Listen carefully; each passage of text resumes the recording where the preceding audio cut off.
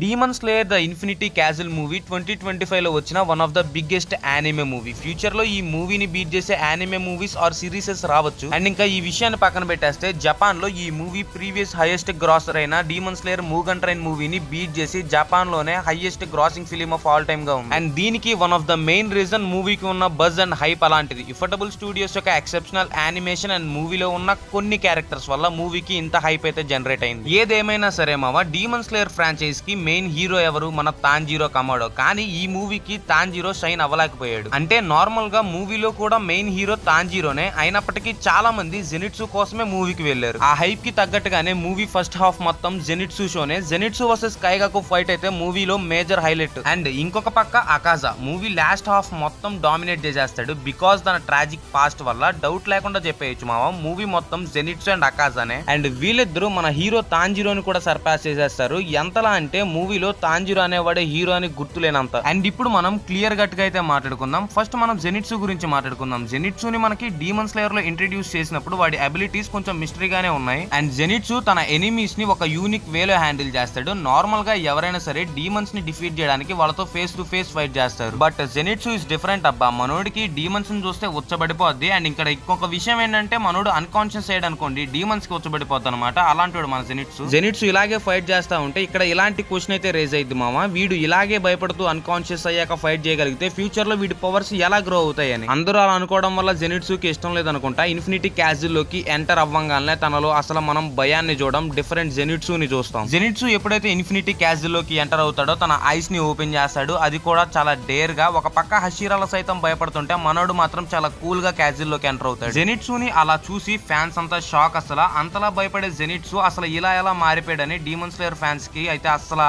ఏం అర్థం కాలేదు. అసలు స్టార్టింగ్ లో చూసిన జెనిట్సు అసలు వీడు ఒకే జెనిట్సు అని అందరూ అనుకున్నారు. ఇందువల్లే మామ మూవీకి అంత హైప్ అయితే జనరేట్ అయ్యింది. అండ్ మనోడు ఎప్పుడైతే క్యాజిలో తన ఫార్మర్ రైవల్ అయిన కైగాకును చూస్తాడో వాడిని డిఫీట్ చేయడానికి ఎంత దూరమైనా వెళ్ళడానికి రెడీ అవుతాడు. ఈవెన్ ఆ టైం కి కైగాకు అప్పర్ మూన్ డీమన్ అయినప్పటికీ కూడా ఈ పర్టికులర్ పార్ట్ ని ఇన్ఫినిటీ క్యాజిల్ మూవీలో మనకి చాలా బ్రిలియంట్ గా చూపించారు. జెనిట్సు గ్రోత్ ని అసలు ఎంతలా భయపడేవాడు, ఎలా ఇంత స్ట్రాంగ్ గా మారాడని. అండ్ జెనిట్సు కూడా ఫస్ట్ నుంచి థండర్ బ్రీతింగ్ లో ఫస్ట్ ఫామ్ మాత్రమే యూజ్ చేయగలిగేవాడు. అండ్ ఆ ఫామ్ లోనే కొన్ని వేరియేషన్స్ కూడా వాడు యూజ్ చేసేవాడు. కానీ ఈసారి అప్పుడే వచ్చిన కైగాకు లాంటి అప్పర్ మూన్ డీమన్ ని చంపడానికి ఒకే ఒక్క టెక్నిక్ సరిపోయింది జెనిట్సుకి. మీరే ఆలోచించండి మనోడు ఎంత స్ట్రాంగ్ గా మారాడు. ఇంతకు ముందు వరకు జెనిట్సుకి తన ఓన్ అబిలిటీస్ మీద తనకే నమ్మకం ఉండేది కాదు మామ. కానీ ఈసారి థండర్ బ్రీతింగ్ లోనే లేని సెవెంత్ ఫామ్ అని పిలబడే ఫ్లేమింగ్ థండర్ గాడ్ ని క్రియేట్ చేసి మరి కైగాకుని డిఫీట్ చేస్తాడు. జెనిట్సుకి అలాంటి ఒక హీరో మూమెంట్ కి, ఆ యానిమేషన్ కి, ఆ ఎపిక్ మ్యూజిక్ కి అండ్ ఆ డ్రామాకి, ఆ ట్రాన్స్ఫర్మేషన్ కి ఫ్యాన్స్ అందరూ సాటిస్ఫై అయ్యారు. అండ్ జెనిట్సు సింగిల్ హ్యాండెడ్లీ ఒక అప్పర్ మూన్ ని డిఫీట్ చేయడం వల్ల మనోడు హషీరా పొజిషన్ కి బెస్ట్ చాయిస్ గా కూడా మారతాడు. తన రివెంజ్ కైగాకు మీద తీర్చుకోవడంతో తన మాస్టర్ గ్రామ్స్ కి చూపించాడు తన growth as a student and demon slayer గా. ఇప్పుడు మనం అప్పర్ మూన్ 3 అయిన అకాజా గురించి మాట్లాడదాం. డీమన్ స్లేయర్ లో ట్రాజిక్ బ్యాక్ స్టోరీస్ ఉన్న డీమన్స్ ఉన్నారు. ఏ హ్యూమన్ కూడా కావాలని డీమన్ అవ్వరు కదా. డీమన్స్ మధ్య స్టిఫ్ కాంపిటీషన్ ఉన్నప్పటికీ మూజాన్ దగ్గర ఉన్న అన్ని అప్పర్ మూన్ డీమన్స్ కన్నా కూడా అకాజా కొంచెం పిటిఫుల్ గా కనిపిస్తాడు. మన తాంజీరో అండ్ గియుతో ఎలా ఫైట్ చేస్తాడంటే మామ, తను ఎందుకు అప్పర్ మూన్ 3 డీమన్ అని నిరూపించుకుంటాడు. మూవీలో అకాజా యొక్క హెడ్ ని మన తాంజీరో లేపేసినా సరే మనోడు వాడి చావుని అస్సలు ఒప్పుకోకుండా చనిపోకుండా ఉండడమే కాకుండా అబ్నార్మల్ గా హీల్ కూడా అవుతా వస్తాడు. ఏదేమైనా మామ, తాంజీరో అండ్ గియు కష్టానికి అకాజాకి తను హ్యూమన్ గా ఉన్నప్పుడు మెమరీస్ గుర్తొస్తాయి. మనోడు హ్యూమన్ గా ఉన్నప్పుడు అనుభవించినవి అన్ని గుర్తు తెచ్చుకుంటాడు. అకాజా యొక్క బ్యాక్ స్టోరీకి వాడు మనిషిగా ఉన్నప్పుడు వాడు ఎన్ని కష్టాలు పడ్డాడో, వాడి మనసు ఎంత మంచిదో చూసిన చాలా మంది డీమన్ స్లేయర్ ఫ్యాన్స్ అప్పటిదాకా వాడిని హేట్ చేసిన ఆ బ్యాక్ స్టోరీ చూశాక వాడిని లవ్ చేశారు. మూవీలో మనకి అకాజా బ్యాక్ స్టోరీని చాలా బాగా చూపించారు. వాడు ఒక అమ్మాయిని జెన్యూన్ గా లవ్ చేస్తాడు. ఆ అమ్మాయి కూడా వాడిని హార్ట్ఫుల్ గానే లవ్ చేసిద్ది. అండ్ ఇద్దరు